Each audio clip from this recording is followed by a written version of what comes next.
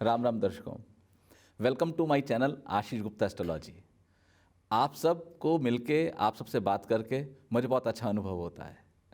देखिए, गुरु बृहस्पति आने वाले समय में अपना नेक्स्ट ट्रांजिट करेंगे। पहले से ही समझ लेते हैं कि जो गुरु बृहस्पति नेक्स्ट ट्रांजिट करेंगे वो करेंगे मकर से कुंभ में नवंबर 2021, नवंबर 2021 में। अप्रॉक्सीमेट डेट है 21 नवंबर। कई बार जो एक्चुअल ट्रांजिट है वो एक आध दिन आगे पीछे हो जाता है, कई बार कैलकुलेशन की कुछ करेक्शंस भी होती हैं, बट ब्रॉडली 21 नवंबर 2021 को गुरु ग्रह गुरुदेव बृहस्पति गोचर करेंगे मकर से कुंभ राशि में।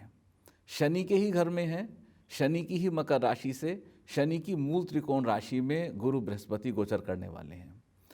अलग अलग लग्नों पर इस गोचर का क्या इफेक्ट हो सकता है, अलग अलग लग्नों के लिए क्या कोई एक अपॉर्चुनिटी डेवलप हो सकती है, या अलग अलग लग्नों के लिए क्या कोई एक कष्टकारक या प्रॉब्लमेटिक सिचुएशन डेवलप हो सकती है, आइए इस बारे में चर्चा करते हैं।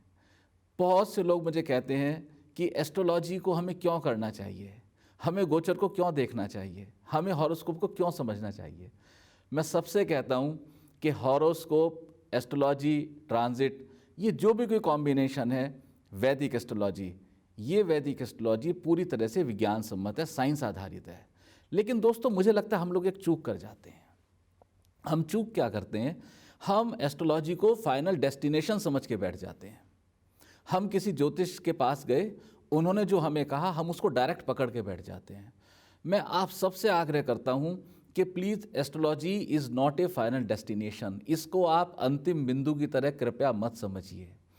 आप इसको जानिए कि यह प्रारंभ बिंदु है, प्रस्थान बिंदु है, इट्स योर स्टार्टिंग पॉइंट।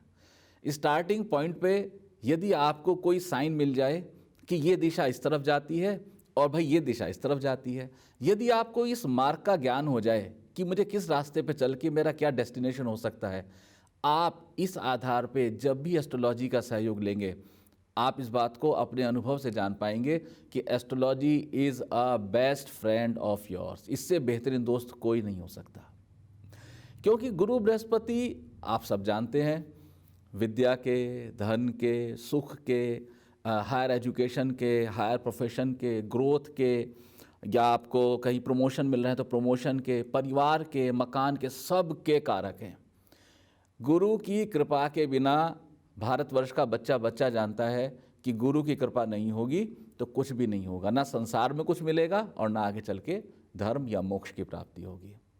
तो गुरु की कृपा हमें जरूर चाहिए, उसके बिना गाड़ी नहीं चलेगी। एक पुरानी कहावत है, जग रूठे तो गुरु ठौर है, गुरु रूठे नहीं ठौर। जिसका जगत में सब कुछ रूठ जाए उसको गुरु के पास ठौर मिल सकती है, लेकिन जिसका गुरु रूठ जाए उसको फिर कहीं ठौर नहीं मिलती। और मानस में इसका बहुत अच्छा उदाहरण आया है। आप सब लोग जानते हैं कि सती के पति भगवान शिव, जो उनके गुरु भी हैं, वो सती से नाराज हो गए थे। और जब शिव सती से नाराज हो गए और उस नाराजगी की अवस्था में जब सती अपने पिता के घर कनखर हरिद्वार में यज्ञ के लिए आई तो वहाँ उनको कोई ठौर नहीं मिला और सती का जो अंत हुआ, उनको अपने प्राणों की बलि देनी पड़ी। ठीक इसी तरह से मैं कहता हूं कि एस्ट्रोलॉजी में यदि आप अपने सबसे महत्वपूर्ण प्लैनेट गुरु बृहस्पति को संभाल लेंगे तो आपको अपने जीवन की हर अवस्था में कहीं ना कहीं ठौर मिल जाएगा। वो ठौर डिपेंड करेगा कि आपके अन्य ग्रहों की अवस्था कैसी है, आपकी दशा कैसी चल रही है, महादशा की क्या सिचुएशन है। या तो बहुत से लोग मुझे आग्रह करते हैं कि क्या हमें चंद्र लग्न से भी पत्री देखनी चाहिए और ट्रांजिट देखना चाहिए। मैं कहता हूँ हाँ, आपको चंद्र लग्न की पत्री भी देखनी चाहिए। हमेशा ख्याल में रहे कि चंद्र लग्न की पत्री आपके मुख्य लग्न की पत्री के अधीन है। चंद्र लग्न की पत्री से भी आपको पूरा का पूरा ट्रांजिट देखना चाहिए। मैं अपने इस वीडियो में आपको लग्न से ट्रांजिट बताऊंगा। दोस्तों, आपके जो लग्न है, लग्न आपको पता है, अपने हॉरोस्कोप में जो आपका फर्स्ट हाउस है उसमें जो नंबर है वो नंबर आपका लग्न है। इस लग्न के आधार पर आप अपनी पत्री को देखिए और जानिए कि आने वाले समय में, आने वाले समय की पिटारी में, इस पोटली में आपके लिए क्या क्या है। और उसी के हिसाब से मैं आपको कुछ सूक्ष्म उपाय भी दूंगा, अच्छे के लिए, ग्रोथ के लिए, भलाई के लिए, या तो किसी कष्ट से निकलने के लिए अगर कोई उपाय आपके लिए कारगर है तो उस उपाय को आप अवश्य कीजिए।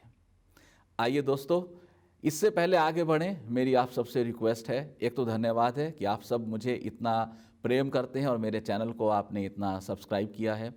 हमारे वो दर्शक जिन्होंने मेरे चैनल को अभी सब्सक्राइब नहीं किया है, वो कृपया मेरे चैनल को सब्सक्राइब करें, लाइक करें और अपने दोस्तों को, अपने मित्रों को इसका लिंक फॉरवर्ड करें, ताकि अधिक से अधिक लोग इस वीडियो को देख सकें और उनको बेनिफिट हो सके। आइए आगे चलते हैं। दोस्तों, कुंभ राशि में गोचर करने वाले जुपिटर कौन कौन से नक्षत्र से होके जाएंगे, आइए सूक्ष्म में उन नक्षत्रों के बारे में भी जानकारी ले लें, क्योंकि नक्षत्र जो हैं वो उस रास्ते के मालिक या उस रास्ते के भी डिस्पोजिटर माने जाते हैं। तो बृहस्पति गुरु जो हैं वो कुंभ राशि में 3 नक्षत्रों से गोचर करेंगे, धनिष्ठा, शतभिषा और पूर्वा भाद्रपद। धनिष्ठा का चरण नंबर 3 और 4, शतभिषा का चरण नंबर 1, 2, 3 और 4 और पूर्वा भाद्रपद के प्रथम 3 चरण इसमें शामिल हैं। धनिष्ठा नक्षत्र मंगल का नक्षत्र है। इस नक्षत्र की कुछ अच्छी क्वालिटीज़ हैं, कुछ इसके ट्रेट्स हैं जो अच्छे बुरे मैं आपको शेयर करता हूँ। ये एक रेस्पेक्टफुल नक्षत्र है, पावरफुल नक्षत्र है, नॉलेजेबल है। इस नक्षत्र में एक कामुकता के विचार आते हैं और व्यक्ति अचीवर होता है। इस नक्षत्र के जो नेगेटिव ट्रेट्स हैं, नेगेटिव ट्रेट्स मुख्य है कि ईगोस्टिक होता है बंदा और स्टबर्न यानी कि जिद्दी होता है। लेकिन इसका एक नेगेटिव का पॉजिटिव इफेक्ट है कि यदि वो अच्छे के लिए अपनी जिद ठान लेगा तो वो बहुत कुछ अचीव भी कर सकता है। प्रोफेशनली, हिस्ट्री से, रिसर्च से, साइंस से रिलेटेड धनिष्ठा नक्षत्र आता है। शतभिषा नक्षत्र राहु का नक्षत्र है। राहु के नक्षत्र शतभिषा की क्वालिटी है कि इस ट्रेट्स में, पॉजिटिव में, रिलीजियस होता है व्यक्ति, नेटिव रिलीजियस होता है, फिलॉसफर होता है, एम्बिशियस होता है। लेकिन यहाँ सबसे बड़ी एक कमी है कि आम तौर पे इस नक्षत्र में व्यक्ति मैजिकल साइंसेस के ज़्यादा अधीन आ जाते हैं, उनसे ज़्यादा अट्रैक्ट हो जाते हैं और यहीं सारी की सारी गड़बड़ होती है। वो किसी एक विज्ञान को विज्ञान के आधार पर ना लेके जादू के आधार पर लेते हैं। यदि वो किसी विज्ञान को साइंस के आधार पर लेंगे, मैजिक के आधार पर नहीं लेंगे, तो ये लोग बहुत ग्रेट अचीवमेंट्स कर सकते हैं। अगेन प्रोफेशन जो है वो रिसर्च और साइंस का है। पूर्वा भाद्रपद गुरु बृहस्पति का अपना नक्षत्र है। पॉजिटिव है, ट्रूथफुल है, हेल्पफुल है, काइंड है, एजुकेटेड है, सेंसिटिव है। ये गुरु बृहस्पति की जो पॉजिटिव ट्रेट्स हैं वो पूर्वा भाद्रपद में लगभग बराबर बराबर मिलती हैं। इसमें नेगेटिव क्या है, एक तो कई बार आदमी निराशावादी हो जाता है, लेकिन इसमें एक हेल्थ इश्यूज़ कई बार आ जाते हैं, बोन का इशू डेवलप कई बार हो जाता है और कई बार कुछ डायबिटीज़ की समस्या अपने इस नक्षत्र में, इस नक्षत्र के जातकों को हो जाती है। तो जब भी गुरु बृहस्पति पूर्वा भाद्रपद कुंभ राशि अपने नक्षत्र में गोचर करेंगे तो स्वास्थ्य को लेकर बहुत ख्याल रखने की ज़रूरत है, खासतौर से उन नेटिव को जिनका चंद्रमा पूर्वा भाद्रपद के चरण नंबर 1, 2, 3 में है। इसके प्रोफेशन कनेक्ट कर सकते हैं बैंकिंग से, फाइनेंशियल इंस्टीट्यूट से, एजुकेशन इंस्टीट्यूट से, इस तरह के इसका कनेक्ट कर सकते हैं। आइए अब लग्न वाइज देखते हैं कि किस लग्न में गुरु बृहस्पति हमें क्या फल देने वाले हैं। अगर हॉरोस्कोप के हाउस नंबर 1 में 11 नंबर लिखा है तो ये आपकी कुंभ लगन की पत्री है। कुंभ लगन की पत्री में बृहस्पति लगन से गोचर कर रहे हैं। और यहाँ मैं एक बात अभी ऐड करना चाहता हूँ, ये कौन बृहस्पति हैं? ये बृहस्पति हैं जो आपके लाभेश भी हैं और जो आपके धनेश भी हैं।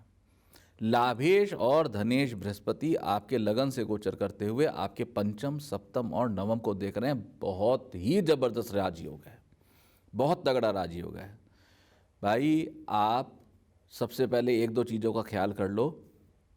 आप लोग किसी भी सिचुएशन में बुक्स डोनेट मत करना। मंदिर में दे सकते हैं, ठीक है, अदरवाइज ऐसे लोग दे देते हैं, ऐसे डोनेट मत करना। मंदिर में आप बुक्स दे सकते हैं, मंदिर में शास्त्र दे सकते हैं, मंदिर में श्री रामचरितमानस दे सकते हैं, ठीक है, ये सब आप कर सकते हैं। या तो अगर आपको बुक्स डोनेट करनी है तो आप शिक्षा के मंदिर में, स्कूल में डोनेट कर दीजिए, रोड साइड पे किसी को डोनेट मत करना।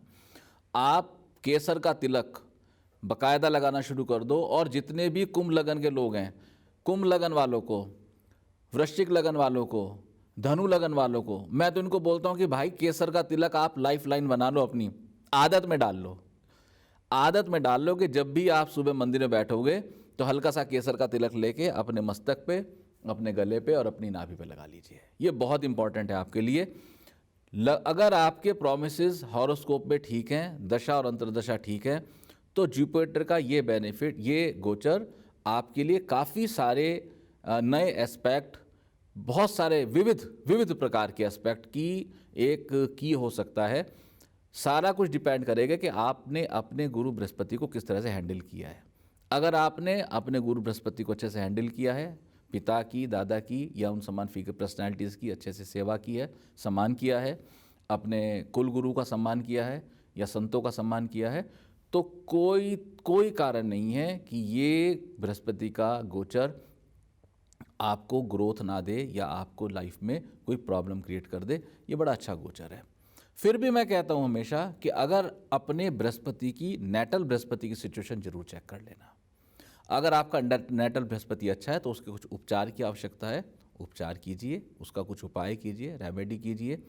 रेमेडीज़ जानने के लिए आप मुझे मिल सकते हैं, मेरे से अपॉइंटमेंट लेके मुझसे मिल सकते हैं, मुझसे बात कर सकते हैं। मैं टेलीफोनिक अपॉइंटमेंट पे भी मिलता हूँ और मैं पर्सनली भी मिलता हूँ। मेरा नंबर लगातार स्क्रीन पे आ रहा है, आप मुझे मिल सकते हैं, बात कर सकते हैं। मेरी शुभकामनाएं आपके साथ हैं। हरे कृष्णा।